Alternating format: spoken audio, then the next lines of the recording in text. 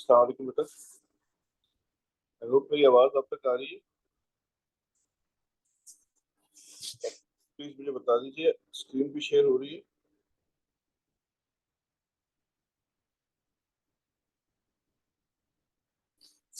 मेरे व्हाट्सएप पे मैसेज कर दीजिए बेटा।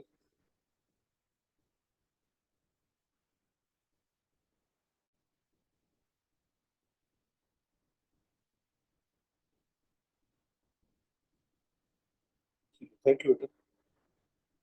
अच्छा, कल मैंने ये आपको पेपर भेजा था, तो आई होप आप लोगों ने इसको सॉल्व भी किया होगा, अटेम्प्ट किया होगा। तो अगर आपने सॉल्व किया होगा तो मैं यहाँ पे डिस्कस करता जा रहा हूँ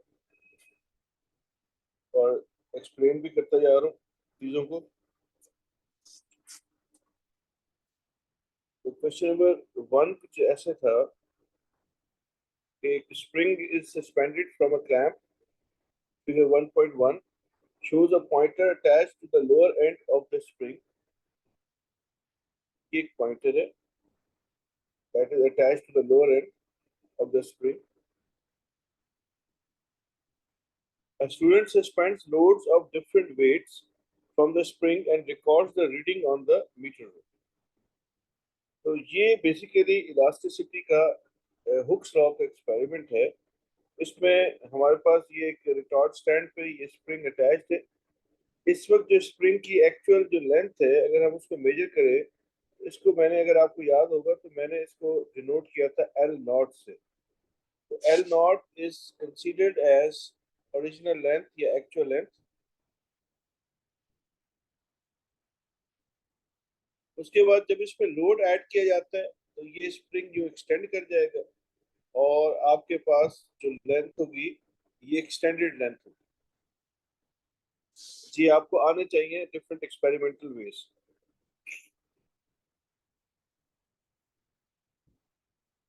अब बेटा इसमें एग्जामिनर ने कहा है कि figure 1.2 is the reading weight graph that the student obtains. Means इस एक्सपेरिमेंट पे वेट ऐड करते गए, what ever the reading this pointer shows, उस रीडिंग को यहाँ पे उसने प्लॉट कर दिया ग्राफ पे। ठीक है, ये जो रीडिंग है ये मीटर रूल की रीडिंग है। तो ये हमारे पास, इसको हमने जब थ्योरी की क्लास पढ़ी थी तो उस वक्त इस तरह के ग्राफ को मैंने कहा था, यहाँ पर हमने लेंथ ऑफ स्प्रिंग का ग्राफ प्लॉट किया। अब बेटा इस ग्राफ में जो ये एग्जामिनर ने दिया है हमें, इस ग्राफ में वो लेंथ जहां पे फोर्स, जहां पे वेट जीरो होगा, अगर हम उस लेंथ को रीड करें तो that would B R L not actual length. I hope सबको ये बात समझ आ रही है कि इस ग्राफ में ये जो रीडिंग है ये दरअसल लेंथ ऑफ स्प्रिंग है। और हमारे पास ये जो जहां पर भी लोड जो है वो जीरो होगा, फोर्स जीरो होगी, उस वक्त जो लेंथ आएगी वो लेंथ हमारे पास जो है स्प्रिंग की एक्चुअल लेंथ होगी। समझे आप बात को? तो इसका मतलब ये है कि हमारे पास फर्स्ट पार्ट सॉल्व करना कोई प्रॉब्लम नहीं है। Using figure 1.2 determine the reading on the metre rule when no weight is attached to the spring. When no weight is attached means आपके पास यहाँ पे ये जीरो है, नो लोड। तो ये आपने यहाँ से रीड किया, दिस इज 43। ठीक है, इस 43 पे किसी को कोई प्रॉब्लम है तो प्लीज बताइए आप लोग, मुझे मुझे व्हाट्सएप कर दीजिए, मैसेज कीजिए। बहुत आसान काम है कि ये 1 2 3 4 5, ये 5 ब्लॉक्स जो है 10 के इक्वल है, तो 1 ब्लॉक 2 के इक्वल होगा। तो बेटा ये 40 है, ये 42 है, तो ये हाफ में मिडिल में आ रहा है, तो ये क्या हो जाएगा, 43 हो जाएगा।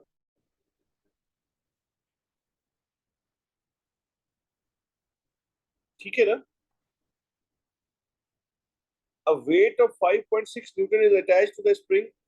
तो आपको क्या बताना है बेटा, रीडिंग बतानी है 5.6। तो ये आपके पास 5, 5.1 2 3 4 5 6, तो ये आ गया आपके पास 5.6 और 5.6 पे ये आपने रीडिंग ली, दैट इज 63। ठीक है, दोनों पे आपने इसको रीड कर लिया। Calculate the extension of the spring when the weight is 5.6. We know that extension is equals to extended length minus original length. तो मैंने यही किया है यहाँ पे, extended length minus original length, ये 20 सेंटीमीटर मेरे पास extension आ गई। Next है use the values found in A, calculate spring constant of spring. We know that spring constant K is F upon X. Hooke's law की equation थी F is equals to KX. Hooke's law क्या था? Extension and load, force applied, load applied are direct proportional. K क्या चीज थी बेटा इसमें? K was a constant जो ये डिफाइन करता था किसी भी बॉडी को स्ट्रेच करना कितना मुश्किल है। तो बेटा F की वैल्यू 5.6 है और एक्सटेंशन 20 है, तो ये आपके पास 0.28 न्यूटन पर सेंटीमीटर जो है इसका आंसर आ गया। आप चेक करें, यही बन रहा है।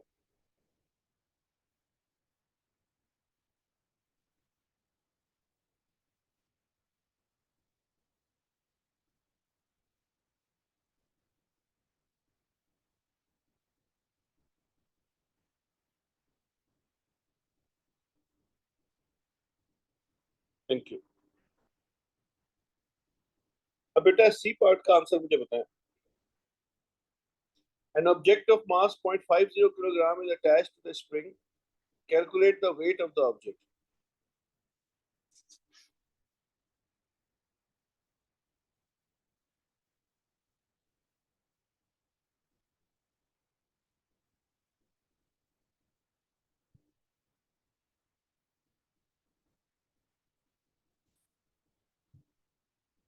We know weight is mass times acceleration। ठीक है बेटा, ये कुछ ज्यादा राउंड ऑफ नहीं कर दिया यशविन आपने? तो मास इज 0.50, g is 9.81 या 9.8 whatever, so that should be 4.905। तो ये बन गया 4.9 न्यूटन्स। 2 SF पे देना है, ये आपके पास 2 डेसिमल प्लेस पे है, तो यहाँ पर भी 2 डेसिमल प्लेस है 2SF। ये 2SF में है तो यहाँ पर भी 2SF बनेंगे। तो ये 5 पॉइंट, अगर इसको राउंड ऑफ करके 5 कर देंगे तो ये वन सिग्निफिकेंट फिगर हो जाएगा। ठीक है, ये आ गया 4.9 Newton. The object is pulled downward until the tension in the spring is 6.5 Newton. The object is released. Calculate the acceleration of the object immediately after it is released.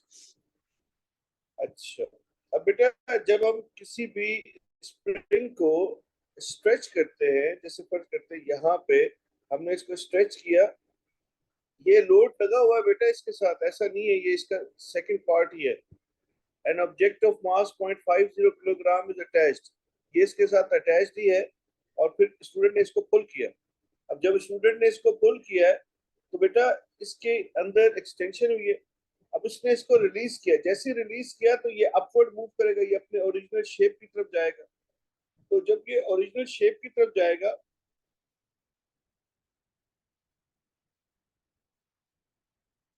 तो ये इस पे वेट लग रहा है 4.9 न्यूटन, लेकिन spring इसको वापस लेकर जाएगा और वो जो फोर्स होगी वो आपने अभी पढ़ी कितनी थी? 6.5।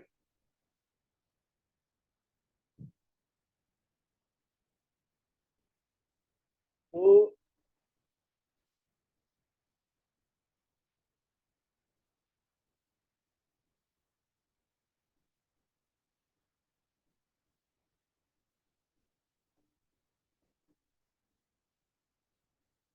ठीक है, जितनी फोर्स आपने 6.5 न्यूटन की फोर्स से इसको यूं स्ट्रेच किया था, अब जैसे रिलीज करेंगे इतनी फोर्स इसको वापस लेके जाने के लिए लगेगी जितनी किसी भी स्प्रिंग को जब आप स्ट्रेच करते हैं तो उसके अंदर एक फोर्स प्रोड्यूस होती है जो उसको वापस शेप में लेकर जाना चाहती है। ठीक है, तो उसके लिए जो है, एक मिनट बेटा, एक कॉल आ रही है। अस्सलाम वालेकुम। हेलो।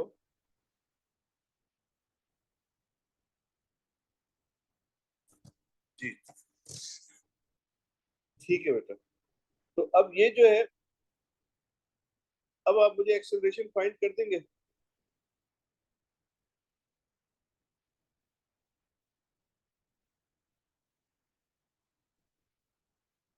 इन दो का डिफरेंस कितना है?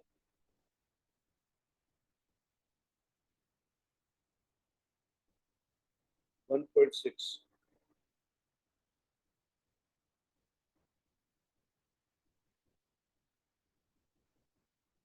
प्लीज एक्सेलरेशन बताइए। 3.2।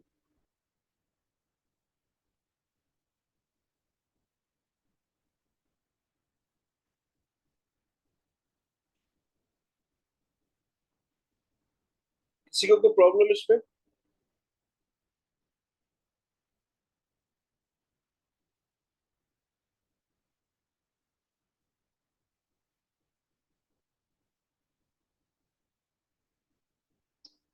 Question 2. A drag car is racing car that is powered by a rocket engine. A drag car accelerates uniformly from rest until it reaches the finishing line. The engine is then switched off and parachute opens. The car decelerates until it stops. Figure 2.1 shows the drag car decelerating after a race. The drag car has a mass of 1400 kilograms.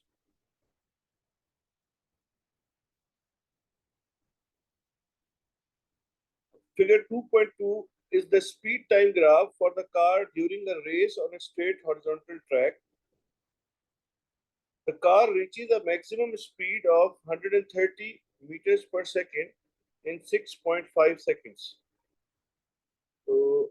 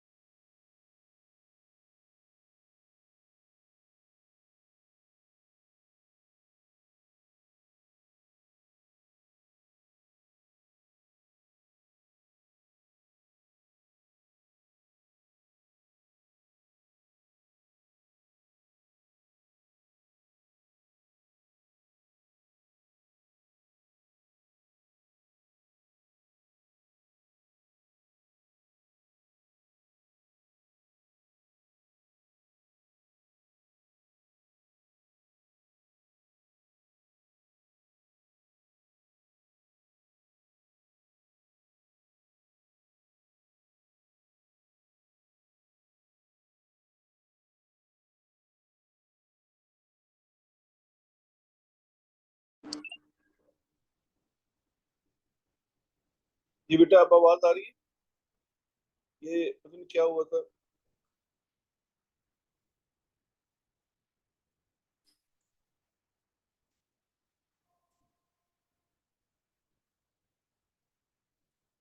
आवाज आ रही है बेटा?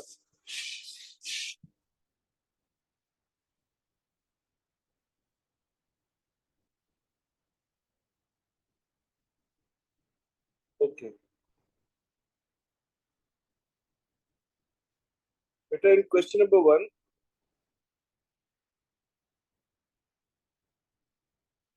हमें उसने कहा था कि when there is no weight, तो when the force is zero, we read the length of spring. When the force was 5.6, तो हमने इस पे भी लेंथ मेजर कर ली स्प्रिंग की। दोनों का डिफरेंस फाइंड किया, that would B extension. Okay.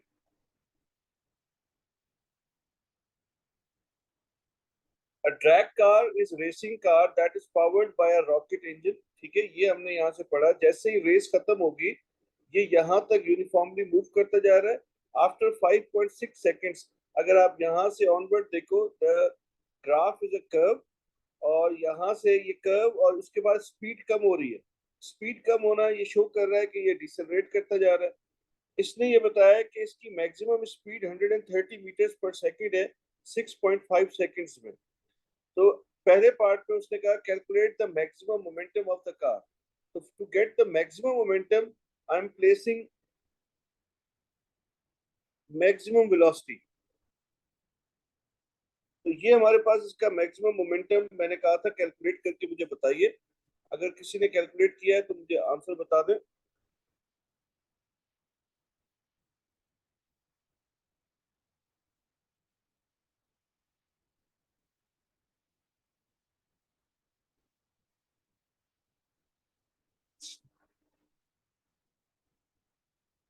तो ये आ गया 18200। ठीक है, तो दिस इज 12345। तो this is 1.8 times 5 kilogram metre per second.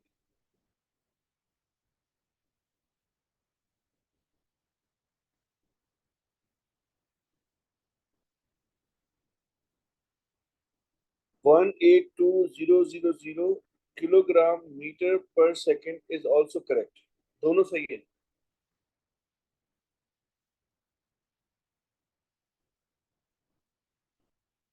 State the feature of figure 2.2 that represents the distance travelled by the car.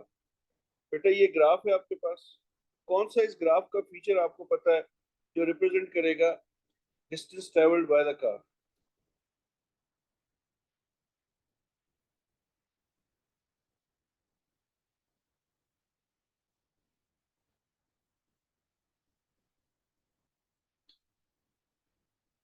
जी।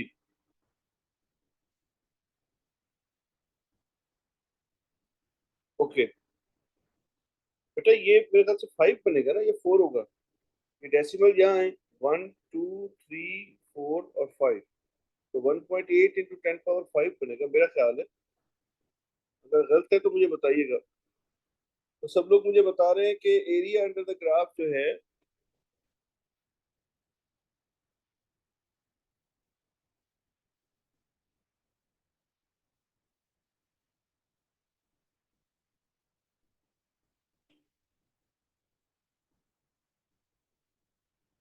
ठीक है। Next part, determine the distance travelled by the car in first 6.5 second. ये diagram है display पे। अब आपको distance travelled find करना। That means you need to work out the area under the graph. तो ये आपके पास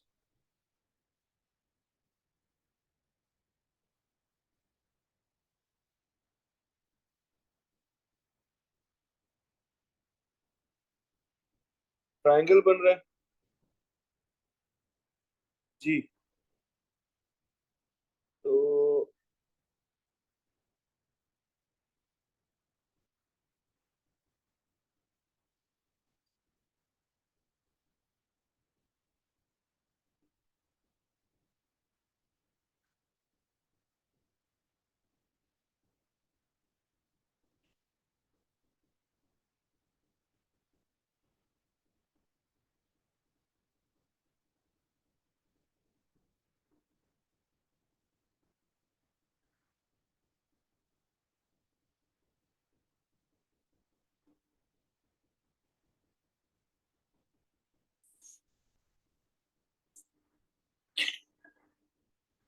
चेक करें, यही आंसर है।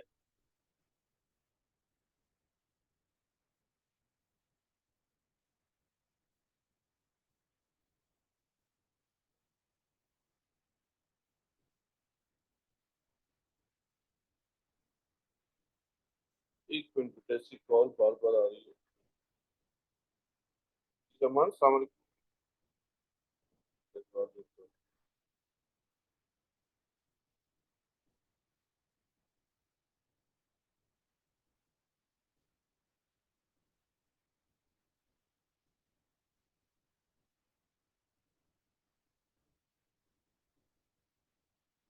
ठीक है बेटा। अब क्योंकि सारा डाटा हमारे टू सिग्निफिकेंट फिगर्स में आ रहा है, तो टू सिग्निफिकेंट फिगर में अगर मैं रिप्रेजेंट करूंगा इसको, तो ये बनेगा 420 मीटर। अगर किसी ने 423 मीटर्स लिख दिया वो भी ठीक है बेटा, गलत वो भी नहीं है।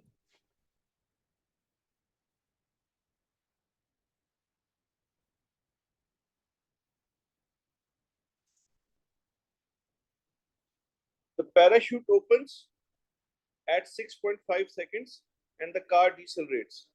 Describe how figure 2.2 shows that after 6.5 seconds the car decelerates. How you come to know that the car is decelerating?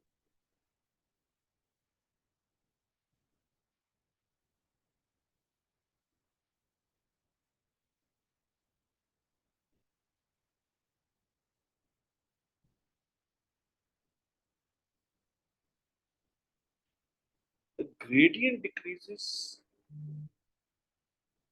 Okay. Graph is sliding downwards. Sure.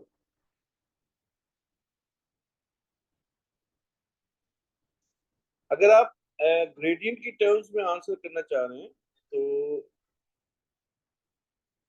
फिर हम इसको यूं करते हैं।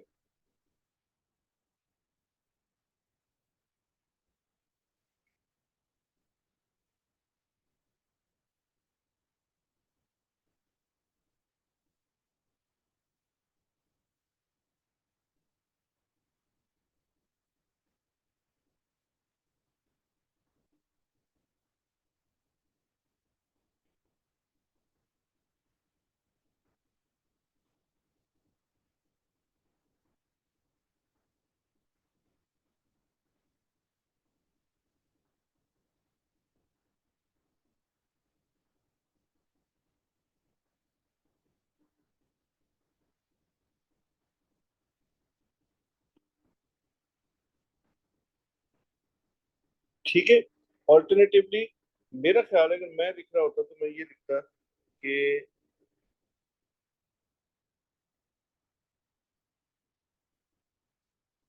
दोनों ही सही आंसर है।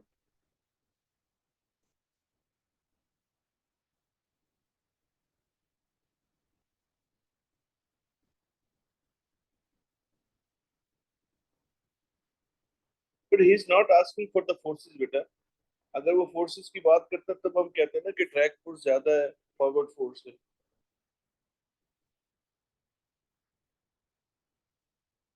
अगर इसमें बेटा आपको बताना पड़ेगा, अगर या तो स्पीड की डिक्रीज बतानी पड़ेगी।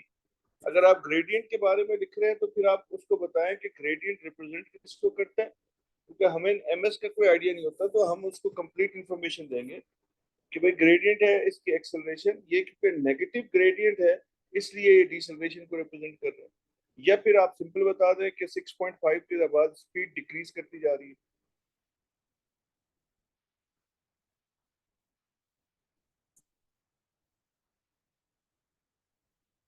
Next part, the deceleration of the car is not constant. Please इसका आंसर बताएं।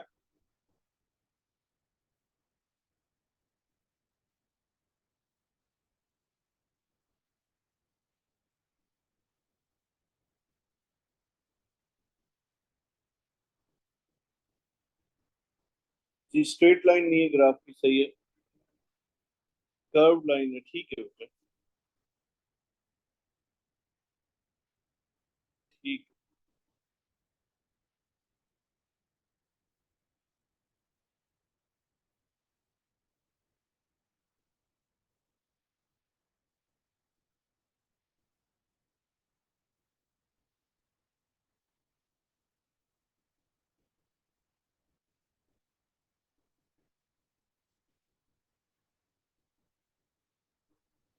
Next, describe the energy transfer that takes place as the car slows down.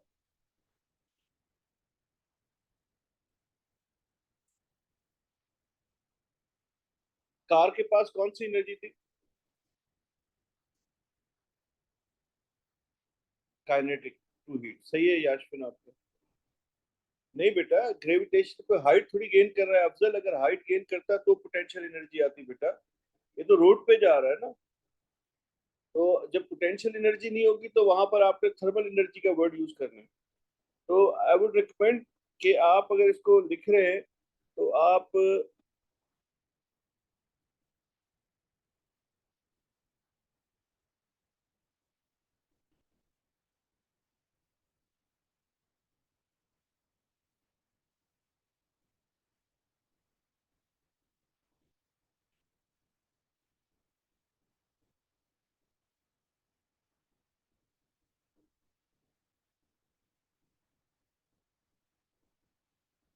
ठीक है। तो kinetic energy is converted into thermal energy due to friction और air resistance. ठीक है बेटा।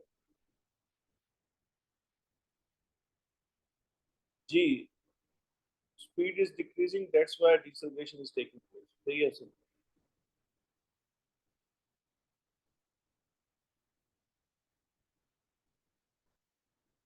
Mechanical to heat नहीं बेटा, स्पेसिफिक करना पड़ेगा, नाम बताना पड़ेगा। 2 मार्क्स है। और मैकेनिकल में तो पोटेंशियल एनर्जी भी आ जाती है। तो वेग आंसर में चला जाएगा, मार्क्स ही देगा वो फिर। Next question, describe the moment of a force and describe the effect that it measures. आपको जो है मोमेंट ऑफ फोर्स को डिस्क्राइब करना है और फिर ये किस इफेक्ट को मेजर करती है। तो मोमेंट ऑफ फोर्स की जो डेफिनेशन थी वो क्या होती थी? That the product of force and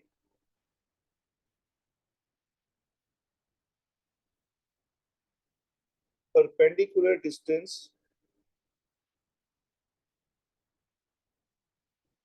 from force to pivot.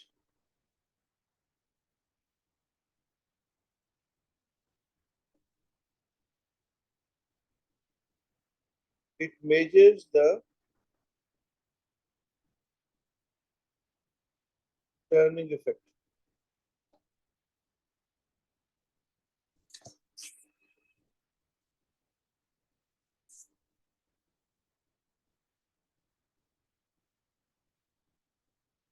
Second part कौन सा बेटा? समझ नहीं, कौन सा सेकंड पार्ट?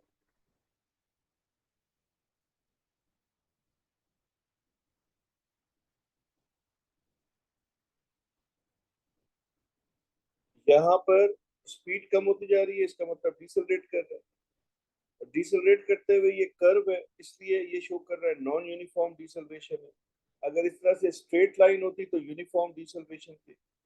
अब क्योंकि ये गाड़ी रेस में थी, मोशन में थी, तो इसके अंदर काइनेटिक एनर्जी है। अब काइनेटिक एनर्जी किस फॉर्म में कन्वर्ट होगी? जब गाड़ी को ब्रेक लगाते हैं तो बेटा कौन सी चीज जनरेट होती है? हीट एनर्जी जनरेट होती है। तो काइनेटिक एनर्जी ट्रांसफर होगी थर्मल एनर्जी में।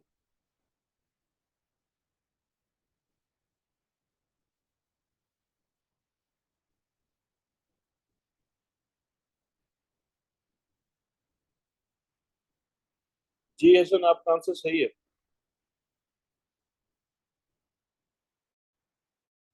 किसी को प्रॉब्लम इस डेफिनेशन में?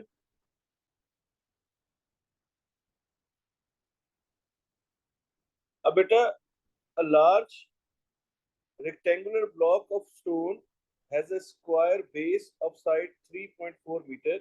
ये इसकी बेस है बेटा 3.4 metre. Figure 3.1 shows the block at rest on a horizontal surface. The block is uniform density and center of gravity G is at its center. Explain what is meant by center of gravity. क्या होता है centre of gravity बेटा?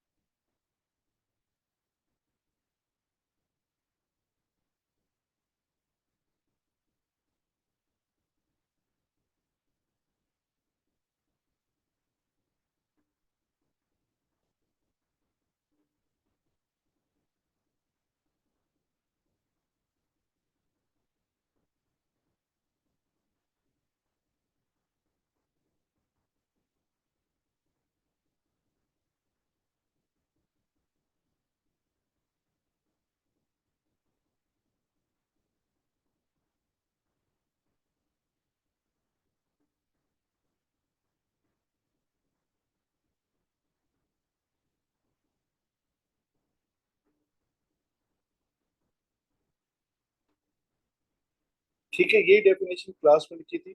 an imaginary point at which it is assumed that the whole weight of the body passes through।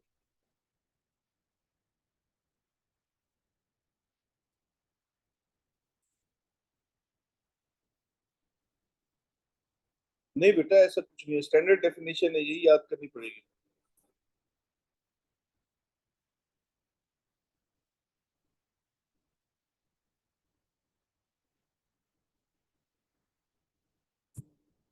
बेटा सान, ये these are the words by the examiner, आपको you need to memorize these words।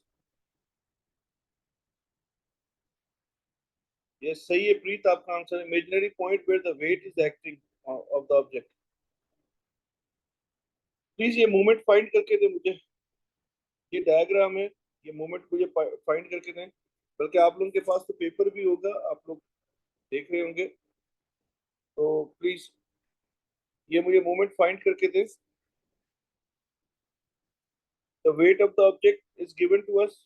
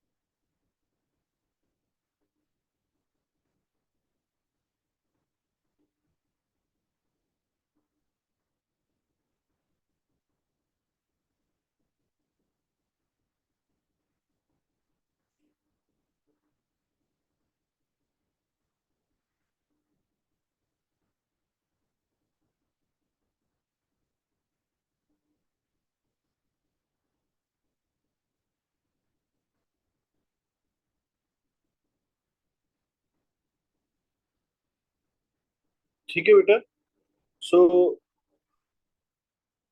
This is the weight and the distance, perpendicular distance d is this. तो ये बन गया आपका d। तो अब आपने यहाँ पे लिखा कि moment of force is equal to F into D, where d is 3.4 divided by 2, 1.7 meter। So your force is 1.3 into 10 power 7 and d is 1.7। तो इससे आंसर मुझे बता रहे हैं 2.21 times 10 power 7 newton metre. Final answer would be 2.2 times 10 power 7 newton metre.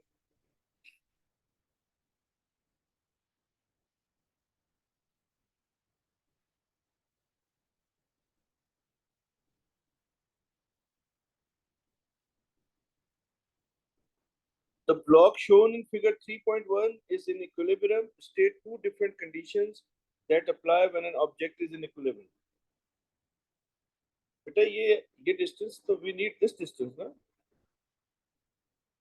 ये force आ गई और ये पिवट आ गया,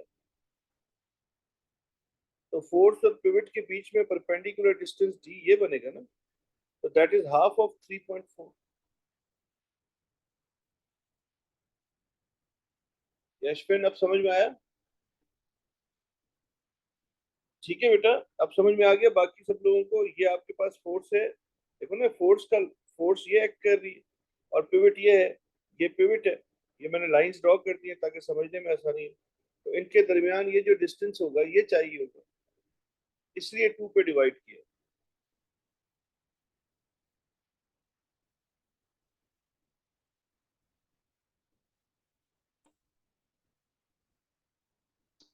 बेटा किसी भी बॉडी के लिए जब वो इक्विलिब्रियम में होती है, there are two conditions, two things. One is sum of all forces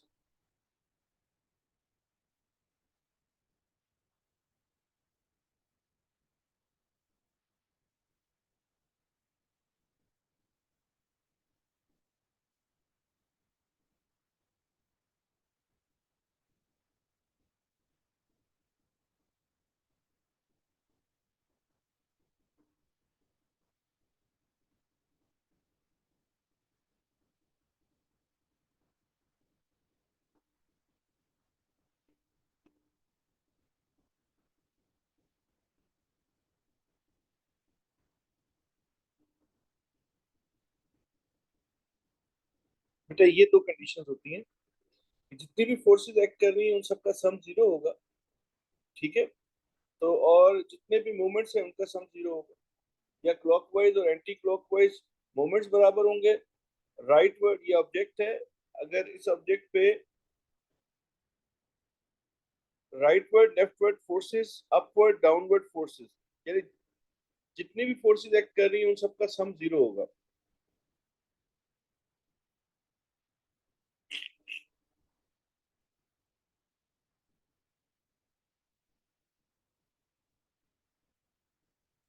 yes.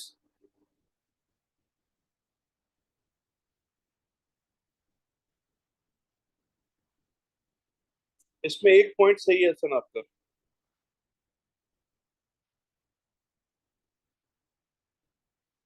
Then the next one is describe an experiment to determine the specific heat capacity of aluminum. You may draw a diagram, include in your answers the measurement made and the equation, any equation needed. It's a 4 mark question. तो इसको various ways हैं इसको solve करने के। उनमें एक तरीके का,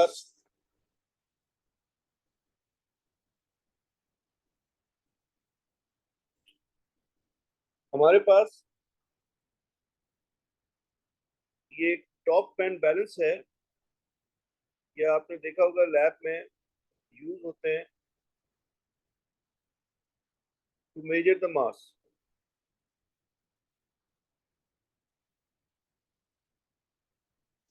तो बेटा हमने सबसे पहले तो एल्युमिनियम का मास मेजर करना है।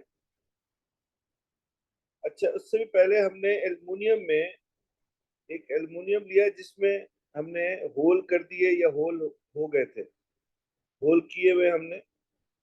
ठीक है, होल करने के बाद हमने उसको यहाँ पर उसका मास मेजर किया।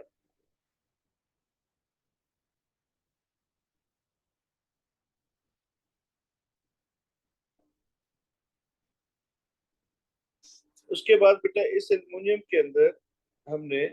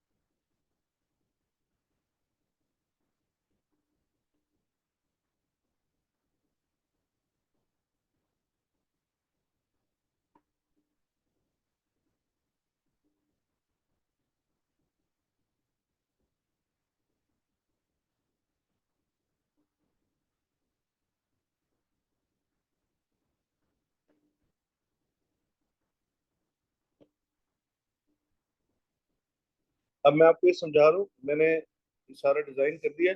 ये वन ऑफ द वे, मैं दो तरीके से सिखाऊंगा।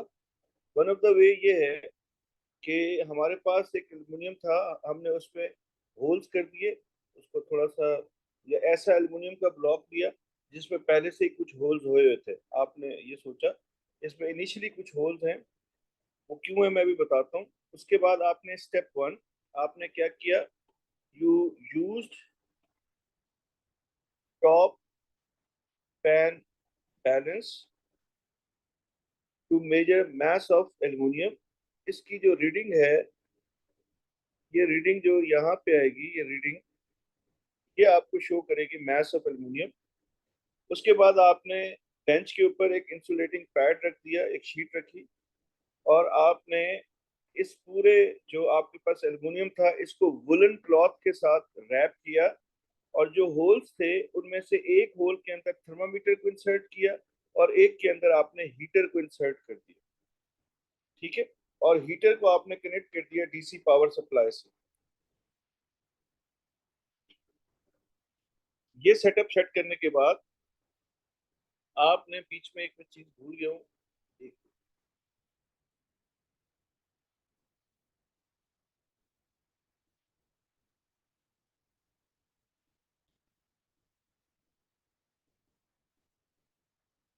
अब आपने क्या करना है, आपने क्लोज करना है स्विच को। अच्छा, उससे भी पहले एक मिनट।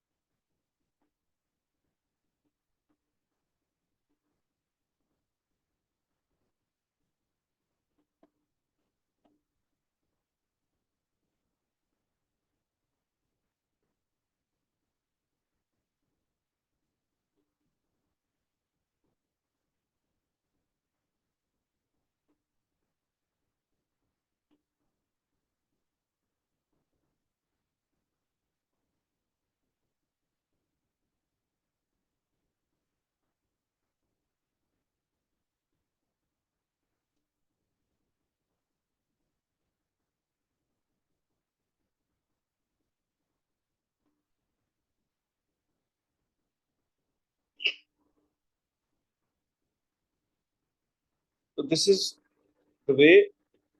हमारे पास ये इलेक्ट्रॉनिक टॉप पेन बैलेंस, अच्छा सॉरी मैंने टॉप पेन बैलेंस लिख दिया, इलेक्ट्रॉनिक बैलेंस है। वैसे तो वो भी चल जाता, मैंने बनाया इलेक्ट्रॉनिक है। तो इलेक्ट्रॉनिक बैलेंस जो है उससे आपने मास मेजर किया, फिर आपने ये एक सेटअप बना दिया, इसमें थर्मामीटर इंसर्ट किया, इससे आपने पहले रीडिंग ली T1 इनिशियल टेम्परेचर, फिर आपने स्विच को क्लोज किया। और यूजुअली जब हम लैब में करते हैं तो 10 मिनट का टाइम ले लेते हैं या 5 मिनट्स का लेते हैं, तो ज़्यादा लंबा टाइम लिया जाता है। आप जैसे मैंने यहाँ 10 मिनट्स मेंशन कर दिए, आप टाइम टी मेंशन कर दें, तो टाइम टी के बाद आपने इसका फाइनल टेम्परेचर T2 रीड करना है, और स्टॉप वॉच को स्टॉप कर देना। ये काम आपने कर लिया। अब बेटा, अब आपको जरा सोचने की जरूरत है। आपको पता है कि आपको कहा गया था कि जब भी आपने थर्मल एनर्जी, हीट एनर्जी को सोचना है, तो उसका जो इक्वेशन बनता है that is delta Q is equal to M C delta T, where m is the mass of the object, c is the specific heat capacity,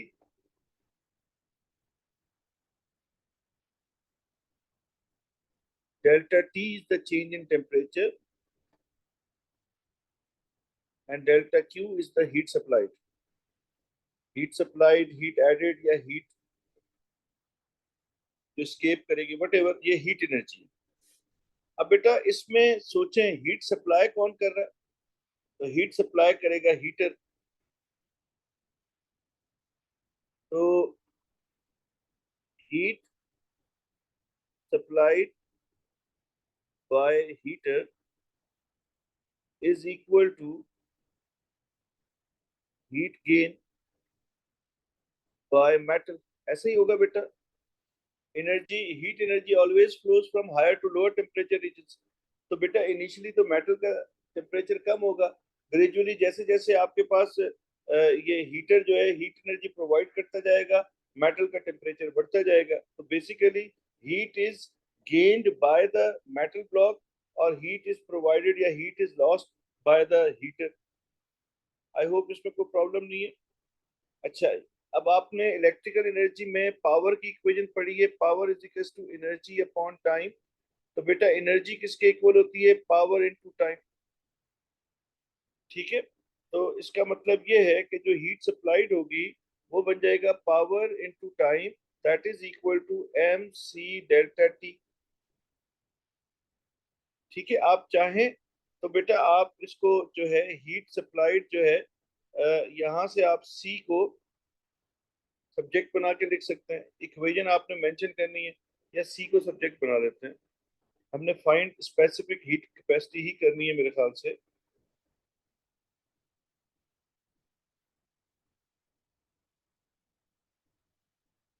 ठीक है, हमने सी को फाइंड करना है। तो ये हमारे पास सी को सब्जेक्ट बनाया, तो that would be P T upon M delta T. Delta T क्या बनेगा बेटा, delta T is larger temperature minus smaller temperature.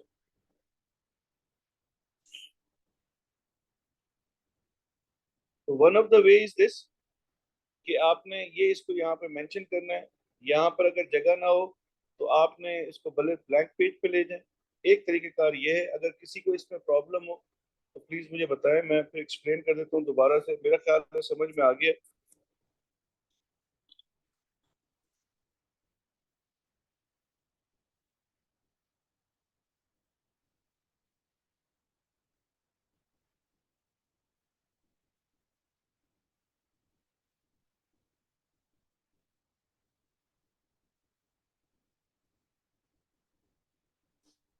तो ये हो गया हमारे पास एक तरीका। दूसरा तरीका बेटा अगर आप देखना चाहें तो ये है कि आपके पास ये एक पहले से ही हॉट वाटर है, इसके अंदर आपने थर्मामीटर डाला हुआ है, इसका इनिशियल टेम्परेचर नोट कर लिया, इलेक्ट्रॉनिक बैलेंस से आपने मास मेजर किया, और आपने इस ब्लॉक को जो है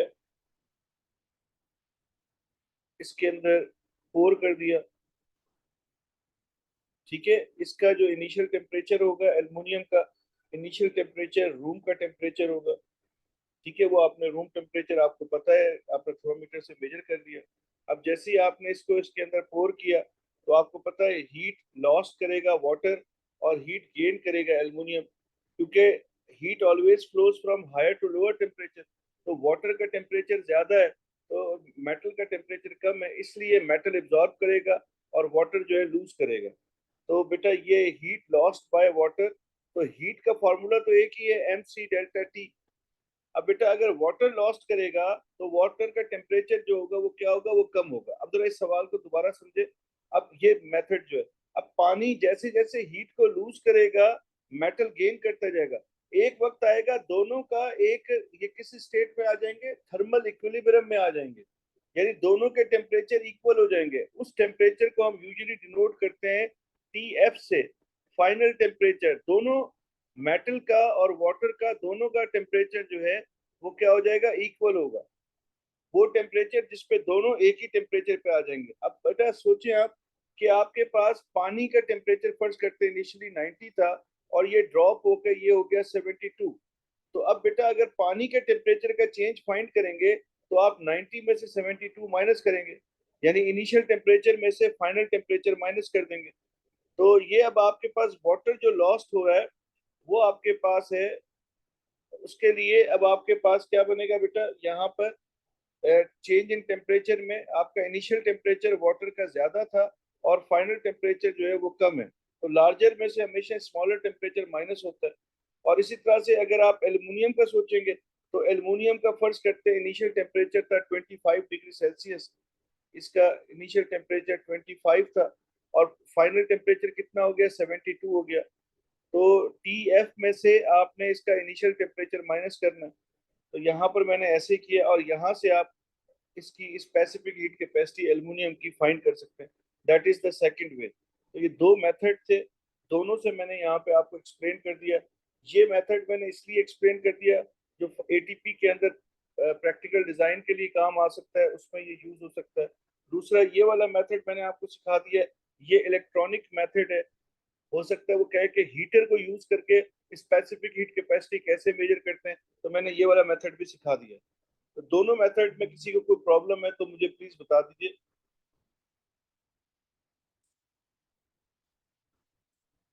The initial temperature of this metal is the room temperature, and I have labeled it with T2.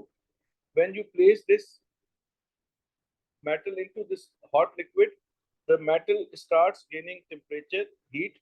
तो इसका टेम्परेचर राइज करेगा, तो ये इसका final temperature would be larger metal का देन इट्स इनिशियल। तो that is why final minus initial आपको find करना। whenever you are working for change in temperature, remember that larger temperature minus smaller temperature, this is the concept. Do not use T2 minus T1, इस तरह का कोई concept नहीं होता। हमेशा जो लार्जर टेम्परेचर है उसमें से स्मॉलर माइनस करेंगे तो आपके पास चेंजिंग टेम्परेचर आएगा।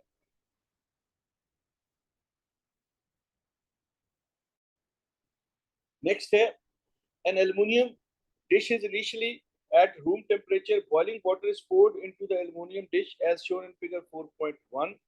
ये बेटा आपके पास एल्युमिनियम डिश है, इसके अंदर हॉट वाटर को पोर इन किया गया। अब वो ये कह रहे हैं कि explain why after a short time the dish and the water are the same temperature. So we know that thermal energy flows from higher temperature to lower temperature. So heat is transferred from hot water to dish by conduction। ठीक है ना, dish तो metal की है, तो जो उसके अंदर हीट एनर्जी की डिस्ट्रीब्यूशन होगी, ये इसके अंदर वाटर पोर इन हुआ है, तो ये जो हीट एनर्जी इस सॉलिड के अंदर इन हीट एनर्जी की डिस्ट्रीब्यूशन है, transfer of heat energy that takes place because of conduction. तो ये आपके पास यहाँ पर बेटा तो डिश में कंडक्शन हुई, as a result water temperature falls and dish temperature rises until thermal equilibrium, जब तक थर्मल इक्विलिब्रियम नहीं आएगा, यानी both reach the same temperature. तो ये 3 मार्क का है। दोबारा देखिए, after short time dish and water are at the same temperature, तो कैसे हो जाते हैं? तो we know that heat energy flows from higher to lower temperature regions. तो हायर टेम्परेचर है बेटा हॉट वाटर, लोअर टेम्परेचर है डिश का। तो हीट एनर्जी फ्लो करेगी from hot water to dish, कौन से वे से फ्लो करेगी? कंडक्शन से। 1 मार्क तो इस स्टेटमेंट का हो गया, 1 मार्क कंडक्शन के लिए हो गया, ठीक है। और 1 मार्क हो गया when they reach the both, ये उस वक्त तक होगा, दोनों हॉट वाटर और डिश उस वक्त तक हीट एनर्जी एक्सचेंज करेंगे जब तक के दोनों का टेम्परेचर बराबर ना हो जाए। Any problem?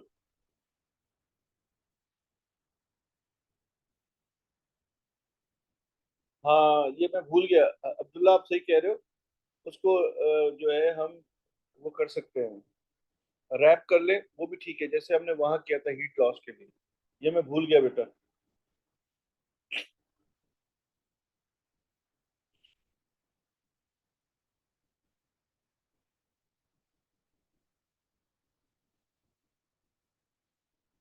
बेटा आपको एक्सपेरिमेंट्स मैंने वैसे तो पढ़ाते हुए शायद लिखवाए होंगे या कुछ थोड़ा बहुत आइडिया दिया होगा। मोमेंट का एक्सपेरिमेंट है और आपको ये हीट कैपेसिटी का है। ये दो तीन तो बेसिक आने चाहिए। सेंटर ऑफ ग्रेविटी निकालने के लिए कौन सा मेथड यूज करते हैं, ये दो तीन है बेटा, ये आपको आने चाहिए। Explain in terms of its particles why aluminum expands as the boiling water is poured into dish। अब बेटा जैसे ही आपने पानी हॉट वाटर को पोर इन किया तो एल्युमिनियम की डिश एक्सपेंड करेगी। अब ये पूछ रहा है कि व्हाई इट एक्सपेंड्स। तो अब बेटा जो डिश है उसके लिए क्या हो रहा है, उसका टेम्परेचर इंक्रीज हो रहा है। तो due to increase in temperature, ठीक है, of dish, the kinetic energy of the particle increases. Particle vibrate with greater amplitude, thus the separation between particles increases. So it's a 2 mark question. Separation between particles scores 1 mark, and temperature increase होने से kinetic energy of the particle increases. This is 1 mark, and 1 mark is over here. Separation between them is increasing.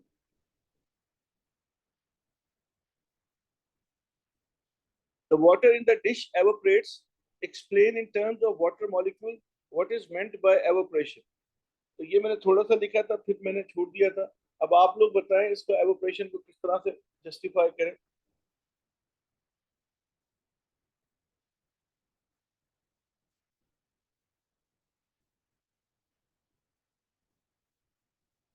Yes, better, because examiner uses the word particle, that's why I use that particle.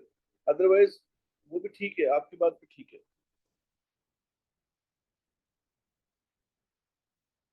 Evaporation की definition लिखनी है बेटा. तो at the surface of water, molecules with higher, यानी at the surface of water, water molecules with higher energy escape from surface after gaining heat energy from surroundings and neighboring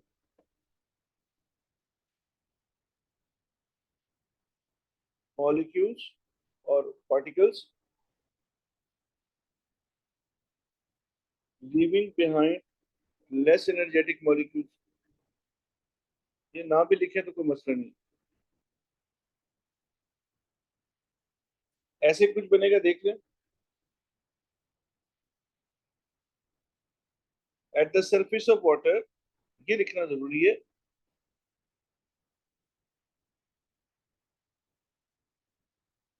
अस्सलाम वालेकुम. वालेकुम अस्सलाम. बेटा मैं क्लास में है जमान. बात आगे फोन किया तो ठीक है जी. किसी को कोई प्रॉब्लम बेटा इसमें?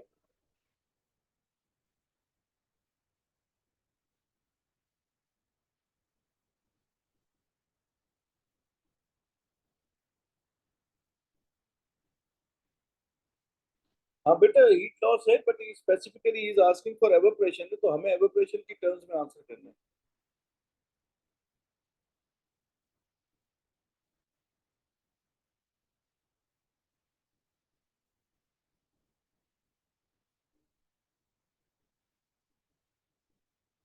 जी बेटा, वो कर ही रहे हैं असल, लेकिन by means of conduction heat energy spread out हो रहा है ना. आई होप इसमें किसी का कोई प्रॉब्लम नहीं है. नेक्स्ट आ गया. The loudspeaker produces a sound wave in air. The distance between center of a compression and the center of neighboring rarefaction is 0.10. अच्छा, अब बेटा ये मैं थोड़ा सा.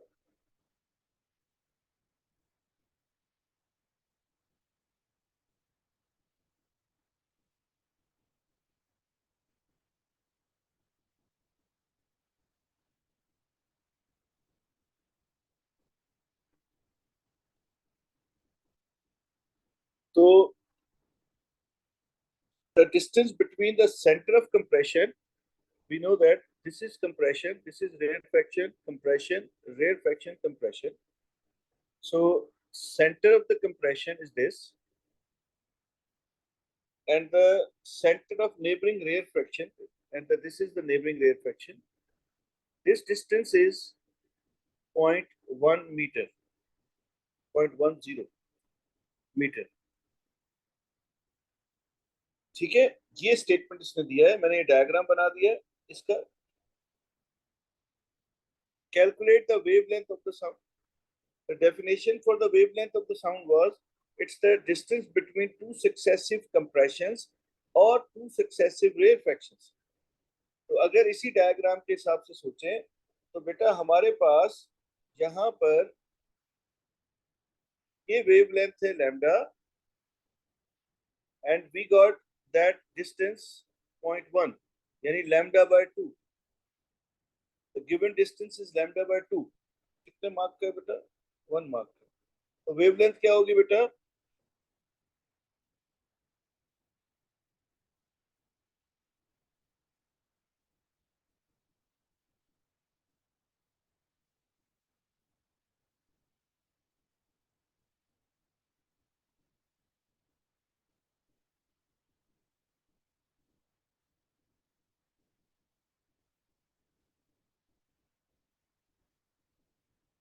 जी.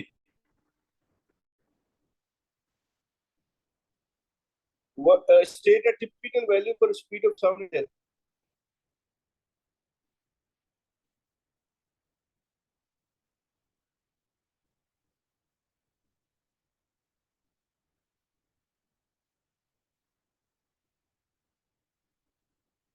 जी बेटा, बात एक ही, ऐड कर दें, मल्टीप्लाई कर दें. ओके, इट्स 330 मीटर पर सेकंड.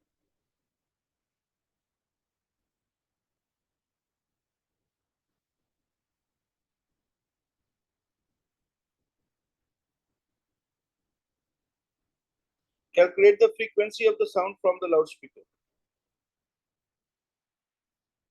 फ्रीक्वेंसी फाइंड करें.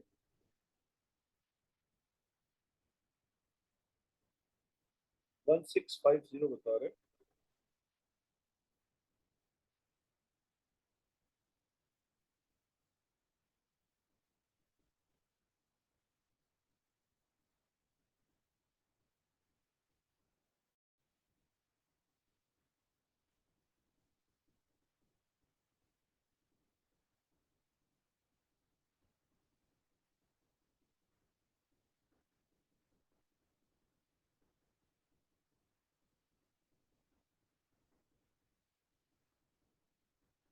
Explain whether the sound from loudspeaker is audible to a human with normal hearing. तो what's the threshold? Human audible sound का range क्या था? Audible sound ranges from 20 hertz to 20,000 hertz. So yes, it's audible. It's within the range.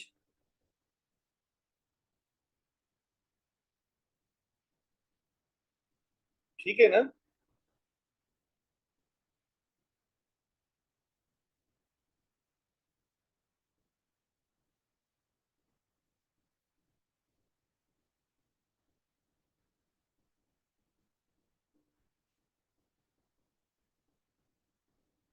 Okay, next.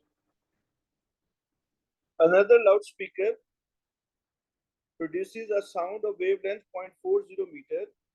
Sound from the loudspeaker reaches a sound absorbing surface with a gap of width 0.80 meter at the center. Figure 5.1 shows the arrangement. ये बेटा आपके पास gap है, ये loud speaker है, तो इस slit में से साउंड पास करेगी. Explain whether it is possible to detect sound from the loudspeaker at either point J or at point K.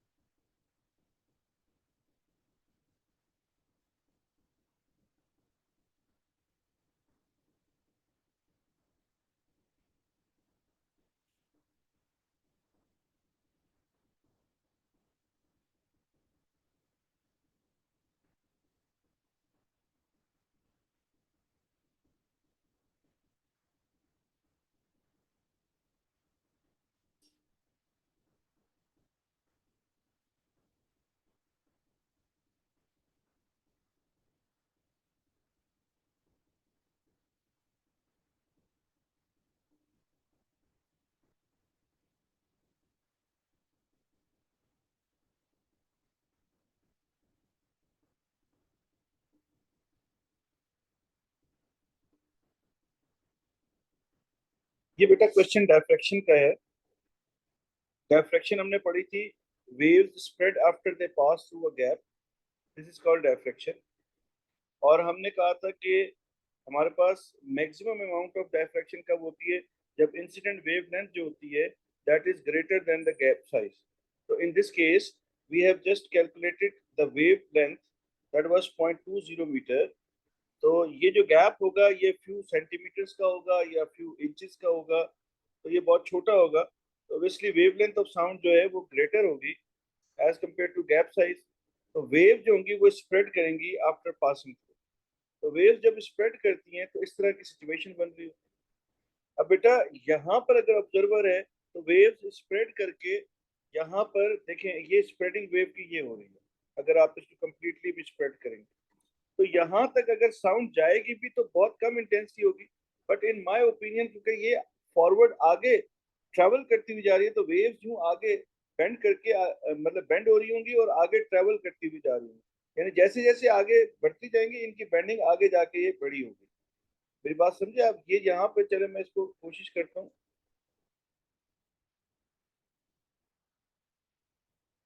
इसका एरिया आगे जाके बड़ा होगा, इनिशियली एग्जैक्ट उस जगह पे इतना बड़ा नहीं होगा।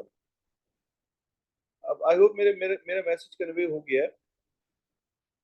तो ये हमारे पास जो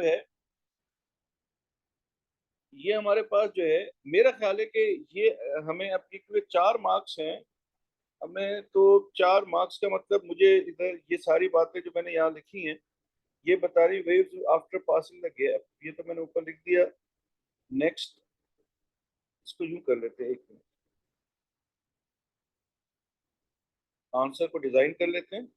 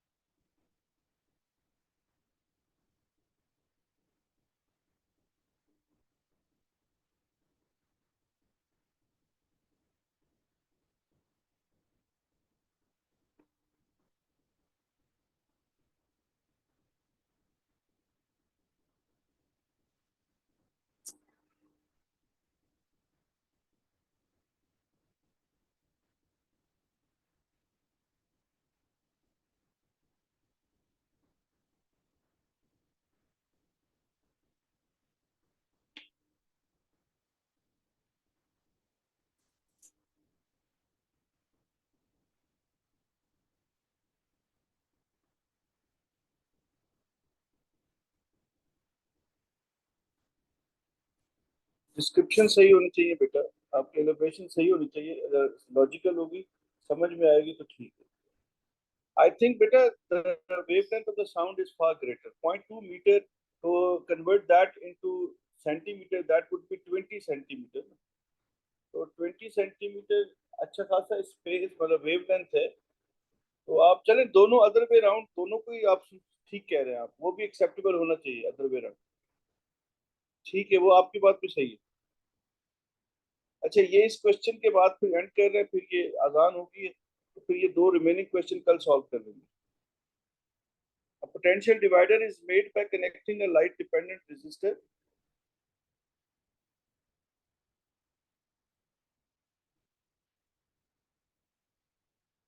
जी बेटा, सेमी सर्कल नहीं बनेगा।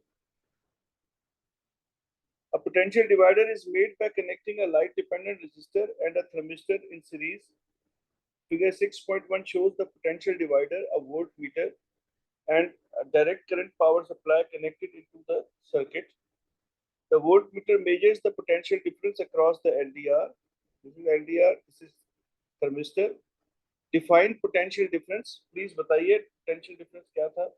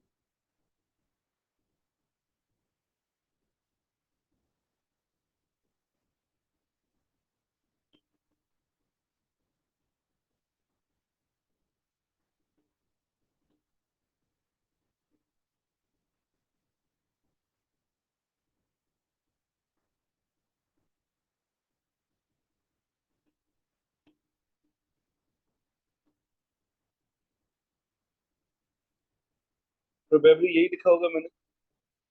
The amount of electrical energy transformed into non-electrical energy per unit charge when driving through a resistor. This is called potential difference. How much energy is lost by the charge? Work done per unit charge when passing through a resistor. यूं भी कह सकते हैं आप इसको।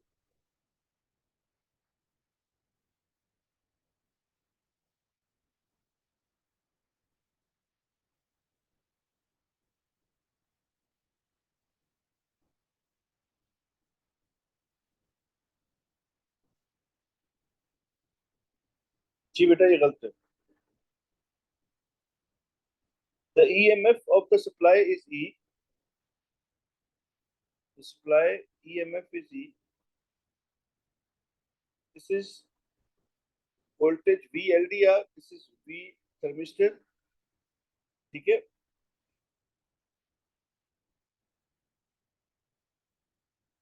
Describe how the PD across the thermistor can be determined using the reading on the voltmeter। Thermistor का PD find करना है वोल्ट मीटर की रीडिंग को यूज करके। अब देखें ये कौन सा सर्किट है, ये करंट को देखें बेटा। करंट का सिंगल पाथ, करंट का सिंगल पाथ जब होता है तो उसको कहते हैं हम सीरीज सर्किट। तो in series circuit we know that PD splits. तो इसका मतलब ये है कि यहाँ पर जो ईएमएफ है that is equal to voltage across LDR plus voltage across thermistor. तो to get the voltage across thermistor हम क्या करेंगे बेटा, हम यूज करेंगे E minus volt meter reading.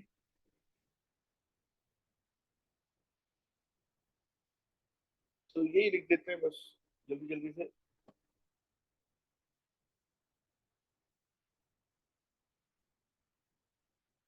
This is how you get the EMF में से वोल्ट मीटर रीडिंग, यानी इसको फर्दर अगर एलोबरेट कर दूं मैं, EMF minus volt meter reading.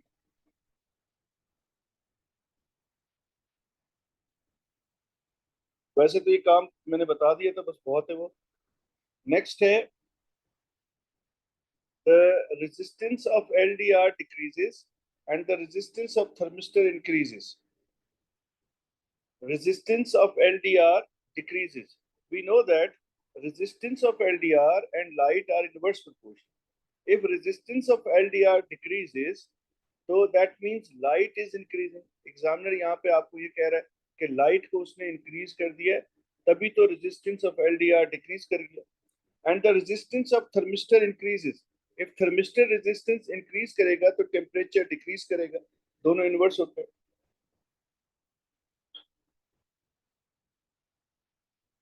State what happened to the light intensity incident on, अच्छा इसने पूछा भी है ये, incident on the LDR and the temperature. तो intensity of the incident light on LDR increases, light increase कर रही है, टेम्परेचर डिक्रीज कर रहा है। ठीक है। Explain what happens to the reading on the volt metre.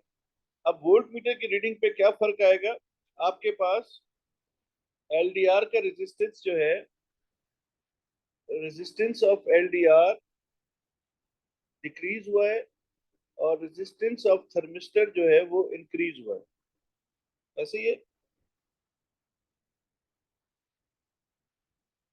Ji, resistance of thermistor increase हुआ है। और इफेक्ट किस पे बताना है इसका, what happens to the reading on the volt meter. Volt meter की रीडिंग पे हमें यहाँ पे कमेंट करें। अच्छा अब आपको याद होगा तो ये अगर हमने जो अभी यहाँ पे इक्वेशन लिखी थी, तो यहाँ पर EMF is equals to VLDR plus voltage across thermistor. अब देखें E इज कांस्टेंट, तो E कांस्टेंट है तो बेटा आपके पास आर LDR की रेजिस्टेंस कम हुई है। तो हाँ यहाँ मैंने लिखा LDR की रेजिस्टेंस कम हुई है। As V is proportional with R, I is constant, तो voltage across LDR decreases as resistance LDR decreases। ठीक है।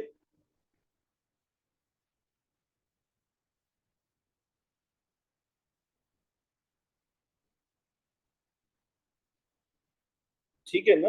और उसके बाद दूसरा ये है कि आपके पास रेजिस्टेंस ऑफ थर्मिस्टर जो है दैट इज इंक्रीजिंग, तो वोल्टेज अक्रॉस थर्मिस्टर भी इंक्रीज करेगा। तो एलडीआर का वोल्टेज कम होगा, थर्मिस्टर का वोल्टेज बढ़ेगा।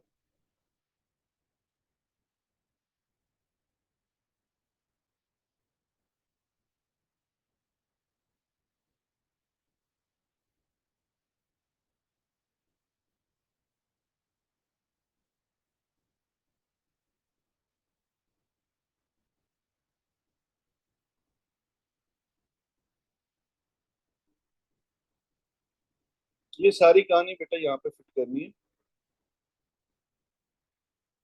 सेंटेंस में।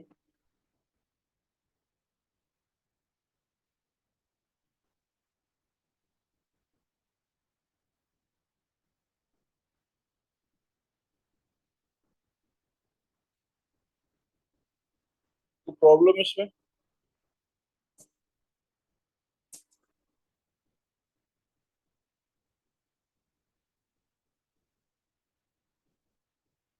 हाँ बेटा ठीक है आपका आंसर।